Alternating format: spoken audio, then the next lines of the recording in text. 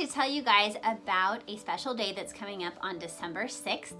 It is St. Nicholas Day, and this is actually a day that we have celebrated in my home for many years once I heard about who St. Nicholas was and everything that he did with his life.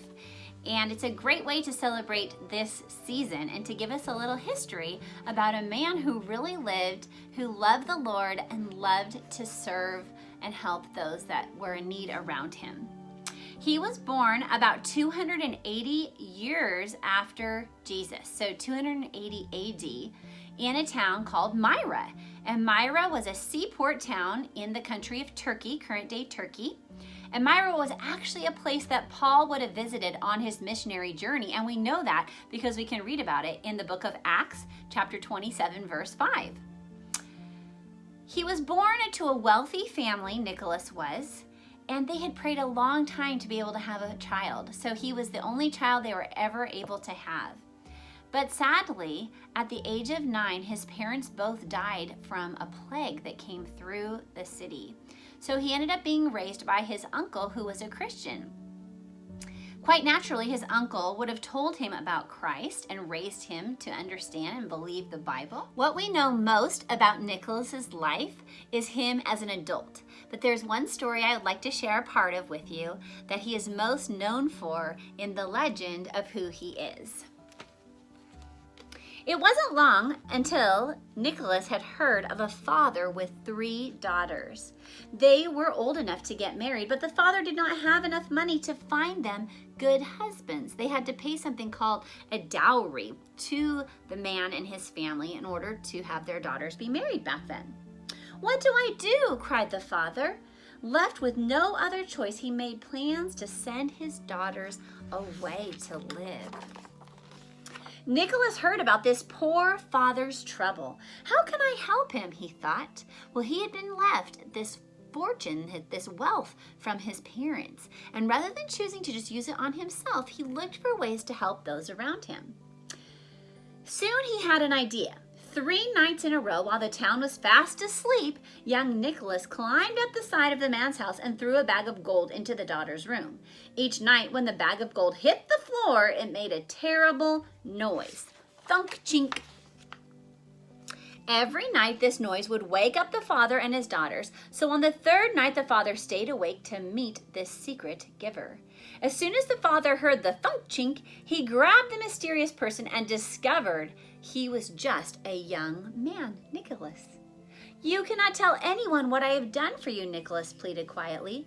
The father promised he would never say a word. He sang for joy that Nicholas had saved his daughters from a life on the streets, and now he could find them good husbands. Now, part of the legend of this story is that when he threw the money in, like they would do back then, they would hang up their socks to dry by the fireplace after they'd washed them, that some of the money landed inside their stockings, and that is part of the legend of Nicholas. Not everything we know about Nicholas is factual, written down. It is part of the legend that has been passed down through stories through time, but we do know that he really lived. There is a church near where he was buried that is named after him, and there's enough facts that we can follow of his history to know that this man really loved God and gave his life for the Lord. In fact, I believe that he was very strongly motivated by God's word. When it says in Matthew chapter 6, verses 3 and 4, "When you give to the needy, don't let your left hand know what your right hand is doing. Then your giving will be done in secret. Your Father will reward you. He sees what you do secretly." These actions lit a fire in Nicholas's spirit to pay more attention to the poor and suffering people in and around Myra. He made Matthew 25, verses 35 and 36 his motto for his life. "I was hungry and you gave me something to eat. I was thirsty and you gave me something to drink. I was a stranger and you invited me in. I needed clothes and you gave them to me. I was sick and you took care of me. I was in prison and you came to visit me." He hired people to make clothing for the needy and distribute food to the hungry. He hired a wood carver to make simple wooden toys for the children in town. He continued to keep his identity a secret through all of these actions. He baked bread mixing sugar and exotic spices, we call it gingerbread, that he gave out to the town children. He died around 343 AD. His kind deeds and generosity became known. He was naturally linked to a variety of gift-giving occasions.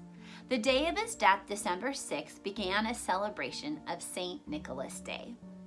And actually, I can look back on a calendar that I had a few years ago here at the church, and it's kind of cool to see where some calendars, this was from 2017, actually have listed, I know you can't see it, it's really tiny print, but it actually says Sinterklaas St. Nicholas Day on it. And this is a very big tradition that's still celebrated in parts of Europe. Because he went on to become a bishop in the town of Myra, which would be like a priest or a leader in their church, he really became famous all around that area. And for the Germans, they called him Christkindl, like Kris Kringle, which we kind of hear sometimes here in the United States. For English, he became in England Father Christmas. And so we can see kind of a more traditional look like I have here in my ornaments that I have of Father Christmas. And in the United States of America, we follow more closely to what they called him in Holland, which was Sinterklaas, and he can be known as Santa Claus. So it's really that spirit of giving, as we can see in our United States Santa Claus, that St. Nicholas had. And St. Nicholas did that because he saw what God had done for him, and he wanted to share that love to those that were around him that were in need. So there's some really cool things you can do to celebrate this on December 6th that I'm going to tell you about. One thing we like to do on that night is just have a special dinner. So we will put all of our Santa Claus, Sinterklaas type of things out on the table, and we will tell his story to remember who he was and what he valued about his life.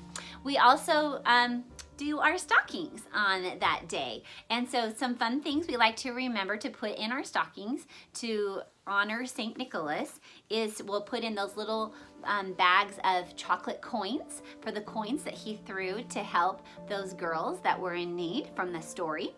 Also, we'll put in some special food like some goldfish crackers or something that is delicious that we might not normally buy, a special snack for the kids. We'll put in something warm because he always gave warm clothing to those who were in need around him. And we'll try to put in some toys that are made from wood or wood products like pencils and coloring books. But there's actually a lot of wooden things that you can find out there once you're on the look for them to remember the things that Saint Nick did. And then put in some other fun things too. But we do our stockings then to remember what Saint Nicholas did on December 6th. Also, because he was into giving secretly, it's a really fun thing to do some giving activities and to see if you can do them in secret. So we've done different things from drawing each other's names in our family and doing something secretive for family members, like make the bed for them before they do, or fold their clothes for them, or maybe you get their toothbrush and put some toothpaste on it ahead of time and they come in the bathroom like, oh look, there's my toothbrush with toothpaste on it. Just things where you're trying to think ahead to do something kind and secret for your family members. You can also make some cookies or a special little gift and deliver it around to your neighborhood like a ding dong, and then stand back and either let them know you gave it to them or even do it secretly and leave a little note that you gave it to them. We've done that too, and that's really fun. Another great thing is to go rake somebody's yard for them and clean it up without them knowing that you've done that. So there's a lot of great ideas I'm sure you can think of to do something that's giving, that's thinking of others, that would really bless your family and bless your community in honor of Saint Nick. And then the last thing you can do is bake those delicious gingerbread cookies, which is one of our favorite things to do.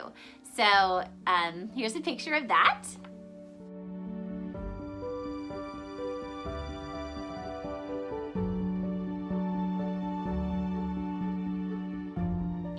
So all of those things are going to help you to celebrate this special day. I hope it brings joy to your family and gives you kind of a different thing to focus on during this Christmas season.